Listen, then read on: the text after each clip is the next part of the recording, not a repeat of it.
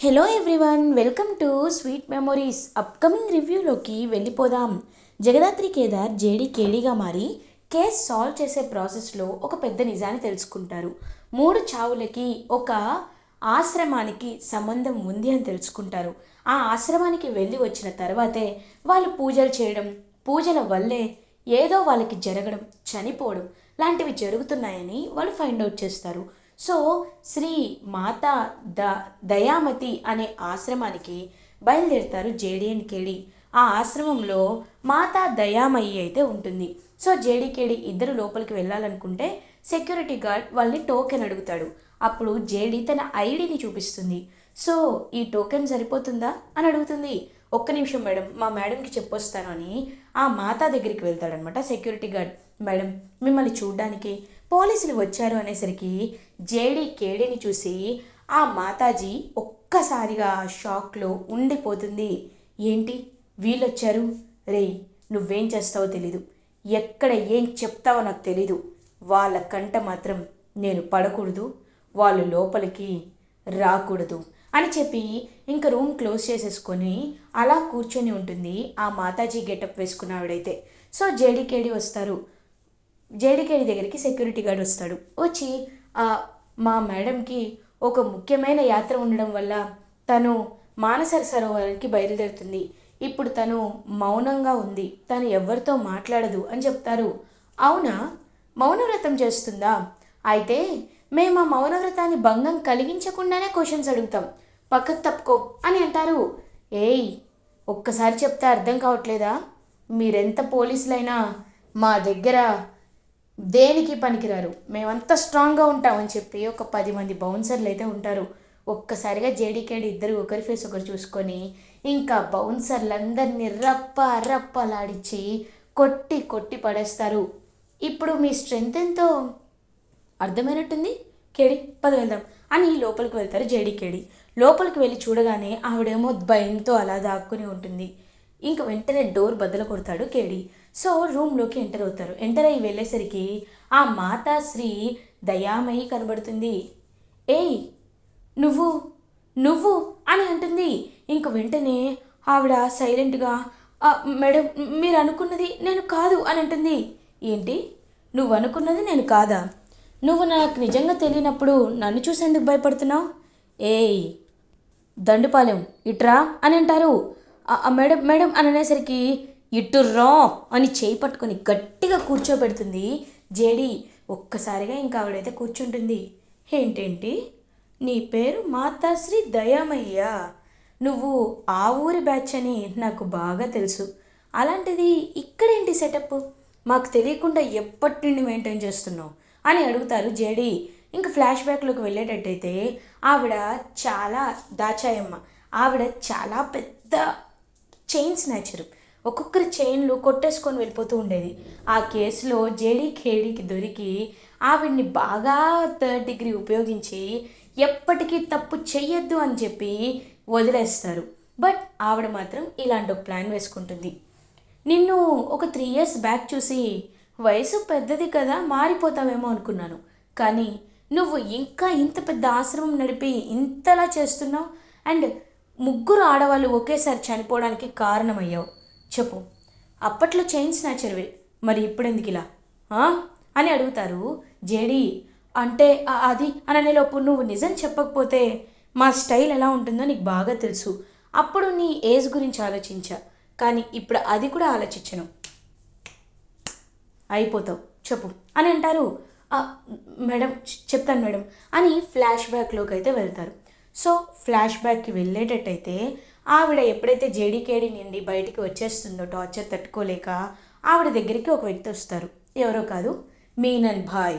వచ్చి ఏంటి దాచాయమ్మ గుర్తున్నానా అని అంటారు. బాయ్, మాకు మీరు ఇన్స్పిరేషన్ బాయ్ అని అంటారు కదా, నీకు నేను ఒక మంచి సెటప్ ఇస్తాను, ఆశ్రమం ఇస్తాను, నువ్వు మాతలా ఉండి నేను చెప్పింది చేయి అని అంటారు. కానీ ఎలా అని అంటారు. నేను చెప్తున్నాను కదా, అలా చేయమని చెప్తున్నాను కదా. ఇప్పుడు నువ్వెక్కడ ఏ ఏరియాలో పెడతావంటే హైదరాబాద్లో ఈ పర్టికులర్ ఏరియాని సెలెక్ట్ చేసుకో. రే దేవా అని పిలుస్తాడు. ఇంకా దేవా ఒక లిస్ట్ తెస్తాడు. అంటే హైదరాబాద్లో సిటీ అవుట్స్కర్ట్స్లో కొంచెం కొంచెం ల్యాండ్ ఎవరికైతే ఉంటుందో వీళ్ళు ఆ ల్యాండ్ని కబ్జా చేయాలనుకుంటారు మీనన్ వాళ్ళు. బట్ ఆ ల్యాండ్ అనేది ఎవరి పేరు మీద ఉంటుంది? ఆ హస్బెండ్స్ పేరు మీద కాదు, వాళ్ళ వైఫ్ పేరుపై ఉంటుంది. సో ఆ వైఫ్ పేరుపై ఉన్న ఆస్తిని వీళ్ళు కబ్జా చేయాలంటే ఆ మనిషి చనిపోవాలి. కాబట్టి ఇలా పక్కా ప్లాన్ వేసి ఒక సిటీ, ఒక ఏరియాని సెలెక్ట్ చేసుకొని ఆ ఏరియాలో ఉన్న ఆడవాళ్ళని ఎవరి పేరుపై ల్యాండ్ ఉందో మొత్తం డీటెయిల్స్ అని లిస్ట్ అవుట్ తీసి వాళ్ళని చంపడానికి ప్రయత్నిస్తారు. బట్ వాళ్ళని చంపితే నిజం బయటపడిపోతుంది కదా. సో ఇలాంటి ఆశ్రమం ఒకటి సెట్ చేస్తారు. సో ఆశ్రమానికి ఒకరి తర్వాత ఒకరు ఒకరి తర్వాత ఒకరు రిఫరల్ ప్రోగ్రామ్ లాగా అది ఒకటి వైరస్ లాగా స్ప్రెడ్ అయ్యి, అంటే ఈ ఆశ్రమానికి వెళ్తే మాతాజీ అన్ని కోరికలు తీరుస్తుంది అని చెప్పేసరికి ఆశ ఎక్కువైన మిడిల్ క్లాస్ ఆ ఆంటీలందరూ కలిసి ఇంక అక్కడికైతే వెళ్తారు, ఆశ్రమానికి వెళ్తారు. వెళ్ళి అమ్మ రోజు నా భర్త తాగి వస్తున్నాడు, ఎలా గొడవ ఆపాలో అర్థం కావట్లేదని ఫస్ట్ ఆవిడ. సెకండ్ ఆవిడేమో నేను ఎంత బంగారం కొనమంటున్నా నా భర్త బంగారమే కొనట్లేదు, ఏం చేయాలమ్మా అని చెప్పి సెకండ్ ఆవిడ. అలా ఒక్కొక్కరు ఒక్కొక్క ప్రాబ్లం చెప్పుకుంటూ ఉంటారు. వాళ్ళందరినీ చూసి ఆవిడకు వచ్చిన ఫోన్ కాల్ ద్వారా, చూడమ్మా నేను చెప్పింది చేయండి, ముందు మీరు ఎప్పుడు ఒంటరిగా కూర్చొని ధ్యానం చేయాలి, ధ్యానం చేసిన తర్వాత మీరు రాహుకేతు పూజ అనేది స్టార్ట్ చేయాలి. రాహుకేతు పూజ చేసి ప్రసాదం అర్పించే ముందు, హారతి ఇచ్చే ముందు నేను మీకు ఒక పవిత్రమైన జలాన్ని ఇస్తాను. దాన్ని ఏం చేస్తారు అంటే, ముందుగా ఒక తులసి మొక్క నాటి ఆ మొక్కలో కొంచెం అది పోసిన తర్వాత మీరు దాన్ని సేవించండి, అప్పుడు దాని తర్వాత మీకు రిజల్ట్ వస్తుందని చెప్తుంది. సో ఒకే టైంకి చేయాలి, ఈరోజు మంచి రోజు నిండు అమావాస్య కాబట్టి ఈ టైంకి చేస్తే కరెక్ట్గా ఉంటుంది అని చెప్పేసరికి ముగ్గురు అదే టైంకి చేసి ముందు తులసి కోటని పెట్టి, అందుకే మట్టి వాళ్ళ చేతికి అంటుతుంది. సో తులసి కోటని పెట్టి తర్వాత వాటర్ చల్లేసరికి అది పాయిజన్, వాళ్ళు తాగేసరికి they will be got dead. So అలా అదంతా తెలుసుకుంటారు జేడీకేడి. అంటే దీని వెనుక మీనన్ ఉన్నాడనమాట. ఎలాగో మిడిల్ క్లాస్ వాళ్ళే కాబట్టి ల్యాండ్ కబ్జా చేసిన ప్రాబ్లం ఉండదని ఇదంతా చేశాడనమాట. మీనన్ చాలా పెద్ద తప్పు చేశావు, ఈ జేడీకేడీలు నిన్ను వదులుతారని ఎలా అనుకున్నావు? కానీ దాచాయమ్మ అలియాస్ మాతా దయామయి నువ్వు జైల్లో ఉండాలి అని అంటారు.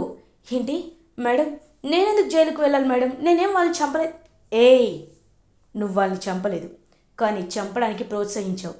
అకార్డింగ్ టు సెక్షన్ 19 ఫిడ్యూషరీ రిలేషన్షిప్ అంటే ఒక మనిషి ఇన్ఫ్లుయెన్స్ అయ్యేలా మాట్లాడడం కూడా చట్టరీత్యా నేరమే.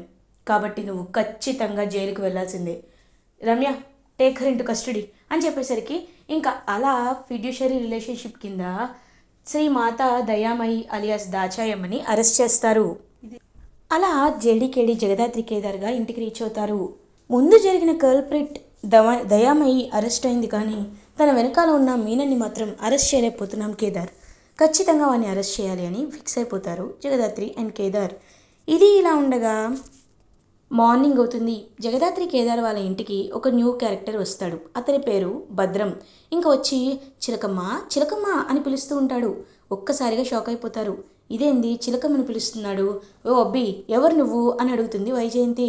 అమ్మ నా పేరు భద్రం అమ్మ, నేను దుబాయ్లో ఉంటాను, నేను చిలకమ్మ భర్తని. చిలకమ్మకి నాకు చిన్న గొడవ అయింది, నేను దుబాయ్లోనే ఎప్పటికీ ఉండిపోతానే అంటే వద్దు నువ్వు నా దగ్గరే ఉండాలి అని అనేది. నేనేమో పట్టించుకోకుండా వెళ్ళిపోయా, అందుకే తను నాతో మాట్లాడడం మానేసింది. ఇప్పుడు మీరే మమ్మల్ని ఎలా అయినా కలపాలమ్మా, తన్ని నేను ఇప్పుడు మహారాణా చూసుకుందామని వచ్చానమ్మా అని చెప్పేసరికి ఇంకా అలా ఒక్కసారిగా జగదాత్రి కేదార్ ఆ మాటలు విని షాక్ అయిపోతారు. ఏయ్ ఎవరు మీరు, ఇదంతా కావాలని చెప్తున్నారు కదా అని అంటుంది జగదాత్రి. మీరెవరమ్మా, నేనెందుకు కావాలని చెప్తాను, కావాలంటే నా భార్యను పిలిపించండి తనే చెప్తుంది అని అంటారు. చిలకమ్మ చిలకమ్మ అని పిలుస్తుంది నిషిక. సో చిలకమ్మ వస్తుంది, వచ్చి చూసేసరికి ఏంటమ్మగారు అని అంటుంది. ఇతని నీకు తెలుసా అని అడుగుతారు. అత్తయ్య తెలియదని చెప్పండి అని జగదాత్రి అంటే, ఎందుకు తెలియదమ్మా, వీడు నా భర్త భద్రమే కదా అని అంటుంది. ఒక్కసారిగా జగదాత్రి కేదారిద్దరు షాక్ అయిపోతారు. మీరిద్దరూ ఎందుకు విడిపోయారు అని అడిగేసరికి దుబాయ్ వెళ్ళిపోతానని గొడవ చేశాడు, నేను ఉండిపోమని చెప్పాను, సరే అని చెప్పి అలా జరిగిపోయింది అనేసరికి ఒక్కసారిగా షాక్ అయిపోతారు జేడీకేడి. చిలకమ్మ వైపు చూస్తూ ఉంటారు. చిలకమ్మ ఎందుకు అబద్ధం చెప్తున్నావు అని అడుగుతుంది జగదాత్రి. తను అబద్ధం చెప్పట్లేదు, ఎందుకంటే అది అబద్ధం కాదు కాబట్టి. ఇప్పుడు చెప్పేది వినండి, ఇది నిజం. ఏయ్, ఈ చిలకమ్మని తీసుకొని నువ్వు వెళ్ళిపో అని యువరాజ్ అంటాడు. అలాగే అని చెప్పి ఇంక తీసుకొని వెళ్ళబోతూ ఉంటే అప్పుడే కరెక్ట్గా జగదాత్రి అలా చూస్తూ ఉంటుంది చిలకమ్మ వైపు. చిలకమ్మేమో ఇంక చూస్తూ ఉంటుందన్నమాట తన వైపు. అండ్ చిలకమ్మ ఆలోచనలో పడుతుంది. ఫ్లాష్ బ్యాక్ని గుర్తు చేసుకుంటుంది. ఎప్పుడైతే చిలకమ్మ వంటగదిలో హ్యాపీగా కిచెన్లో వర్క్ చేసుకుంటూ ఉంటుందో అదే టైంకి ఈ నిషిక, వైజయంతి, యువరాజ్ ముగ్గురు తన దగ్గరికి వస్తారు. ఏందమ్మే, నువ్వు చక్కగా ఈ ఊర్లో సెటిల్ అయిపోదాం అనుకుంటున్నావు కదో అని అంటారు. అమ్మగారు అది కాదు. ఏయ్, నీలాంటి వాళ్ళ గురించే నాకు బాగా తెలుసు. కానీ ఒక్కటి చెప్తున్నా విను, నువ్వు ఈ ఇంట్లో నుండి వెళ్ళిపోవాలా. నీకు ఒక భర్తని సెట్ చేశా కాబట్టి నువ్వు ఈ ఇంట్లో నుండి వెళ్ళిపోతే నువ్వు ప్రశాంతంగా బ్రతికైనా ఉంటావు. బయటికి వెళ్ళి నీ దారి నువ్వు చూసుకో, లేకపోతే ఏం జరుగుతుందో తెలుసా అని అంటుంది. అది కాదమ్మా అనేసరికి చెప్తాం విను చిలకమ్మ. ఏం జరుగుతుందంటే నీతో పాటు జగదాత్రి కేదార్ కూడా బయటికి వెళ్ళిపోతారు. వాళ్ళు కూడా రోడ్డుపై పడతారు. ఆలోచించుకో, ప్రాణాలు కూడా పోవచ్చు అని చెప్పేసరికి లేదు, నా వల్ల జగదాత్రి కేదార్లు ఇబ్బంది పడకూడదు అని చెప్పి ఇంకా చాలా అంటే చాలా గట్టిగా ఫిక్స్ అయిపోతుంది పాపం చిలకమ్మ అలియాస్ రాగిని. సో అలా ఇంకా చిలకమ్మ అయితే నేను వెళ్ళొస్తాను, మీరు నన్ను ఎంతో బాగా చూసుకున్నారమ్మా, మిమ్మల్ని మీ రుణం నేను ఎప్పటికీ తీర్చుకోలేను, భద్రం రా వెళ్దాం అని చెప్పి ఇంకా అలా జగదాత్రి కేదార్ కళ్ళ ముందే చిలకమ్మ బయటికి వెళ్ళిపోతుంది. కేదార్ రా కేదార్ వెళ్దామంటే ఏ ఆగవే అని అంటుంది నిషిక. వెంటనే ఆగిపోతారు జగదాత్రి వాళ్ళు. ఎందుకు ఎందుకు నువ్వు అంతలా బాధపడుతున్నావు, నాకు అర్థం కావటం లేదు, అయినా తన్ని వెళ్ళిపోతే నీకెందుకు అని అంటారు. ఇంక వెంటనే అలా ఆలోచనలో పడతారనమాట కౌశికి వాళ్ళు కూడా.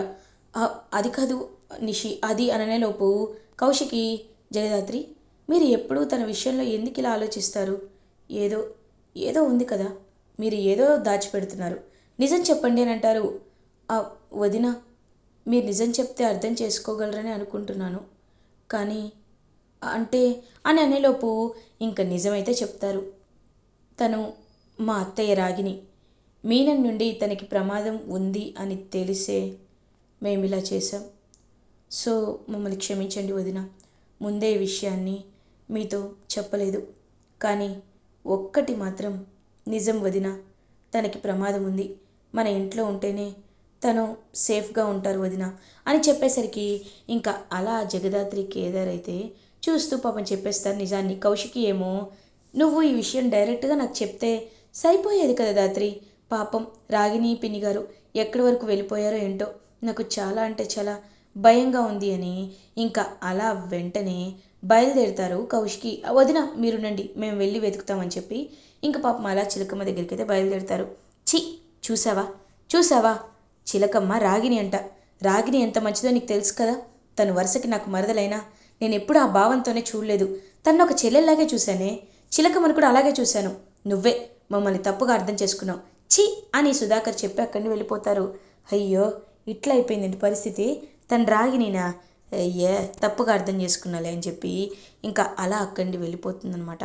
సో అలా జగదాత్రి కేదార్ ఇద్దరు రాగిణిని వెతకడానికి బయటకు వస్తారు. పాపం రాగిణి ఏమో లేదు, నేను ఉండకూడదు, నేను నార్మల్గా వాళ్ళకి దొరకకూడదు, ఎందుకంటే పాపం వాళ్ళు చాలా బాధపడుతున్నారని చెప్పి ఇంకలా బయలుదేరేసరికి అప్పుడే ఒక కార్ వచ్చి ఆగుతుంది. ఆ కారులో నుండి దిగుతాడు మీనన్. ఒక్కసారిగా షాక్లో ఉండిపోతాడనమాట. అలా వెంటనే ఏంటి రాగిణి గారు, ఈ గెటప్ ఏంటి, ఓ నా నుండి తప్పించుకోవడానికా, చూడు చాలామంది మర్చిపోయి ఉంటారు, గుర్తు చేయడానికే వచ్చా, నేను చాలా హత్యలు చేశాను, చాలా కేసుల్లో ఉన్నాను, అలాగే ఒకప్పుడు సీఎం చావు కేసులో కూడా నా హ్యాండే ఉంది, ఆ విషయం నీ భర్త నారాయణ జర్నలిస్ట్కి తెలుసు కాబట్టి వాడి నా కుట్రలన్నీ తీసుకెళ్ళి ఒక సీడీలో చేశాడు, ఆ సీడీ నీ దగ్గరే ఉందని నాకు తెలుసు, ఆ సీడీ నాకు ఇచ్చేసావనుకో నిన్ను ప్రాణాలతో వదిలేస్తా, లేకపోతే నిన్ను చంపేస్తా అని అనేసరికి ఒక్కసారిగా ఇంకా రాగిని వణికిపోతూ ఉంటుంది. ఏంటి వినవా, శాంపిల్ చూపించాలా రేయ్ అని అనేసరికి రౌడీలందరూ వచ్చి రాగినిపై చేయి చేసుకుందామనే లోపు అక్కడికి వస్తుంది జగదాత్రి ఇంకా వచ్చి అలా రౌడీ చేయి పట్టుకొని గట్టిగా తిప్పి విసిరేస్తుంది. జగదాత్రి ఒక్కసారిగా ఇంకా అలా షాక్లో ఉండిపోతాడు మీనన్. ఇంకా ఒక్కసారిగా జగదాత్రి నిజస్వరూపం ఉగ్రరూపం చూసి షాక్లో ఉండిపోతాడు మీనన్. అలా ఇంకా కేదార్ జగదాత్రి కేదార్గా కలిసి బాగా కొట్టి కొట్టి పడేస్తారా రౌడీలని. వీడి సంగతి ఇప్పుడు చూసుకుందామని చెప్పి ఇంకా అలా వెంటనే వాడినైతే పట్టుకొని ఇంకా మీనన్ తలపై కొట్టి మీనన్ని అరెస్ట్ చేస్తారు. జగదాత్రి అండ్ కేదార్ రాగిణిని కాపాడుకొని మీనన్ని అరెస్ట్ చేసి తీసుకువెళ్ళిపోతూ ఉంటారు హ్యాపీగా జగదాత్రి అండ్ కేదార్. మీనన్ మాత్రం జగదాత్రి కేదారే జేడీ కేడీ అని తెలుసుకొని షాక్లో ఉండిపోతాడు. బట్ అతనికి స్పృహ ఉండదు కాబట్టి అలా ఇంకా సైలెంట్గా స్పృహ కోల్పోయి, రే ఈ విషయం ఎవరికైనా చెప్పండిరా, జగదాత్రి జేడి ఒకటేరా అని అంటున్నా సరే అతని గొంతు ఎవ్వరికీ వినపడదు. ఏంటి ఏదో చెప్పడానికి ట్రై చేస్తున్నావు? ఓ, మేమిద్దరం ఎవరో తెలిసిపోయిందనా? అది నువ్వు చెప్పలేవు మీనన్, ఎందుకంటే నీకు కొట్టిన తర్వాత ఒక లిక్విడ్ తాగిచ్చావు. ఆ లిక్విడ్ తాగితే నీ నోరు 1 మంత్ వరకు తెరుచుకోదు. ఆలోపు నిన్ను ఎక్కడికి తీసుకువెళ్ళాలో అక్కడికి మేము తీసుకువెళ్ళిపోతాం.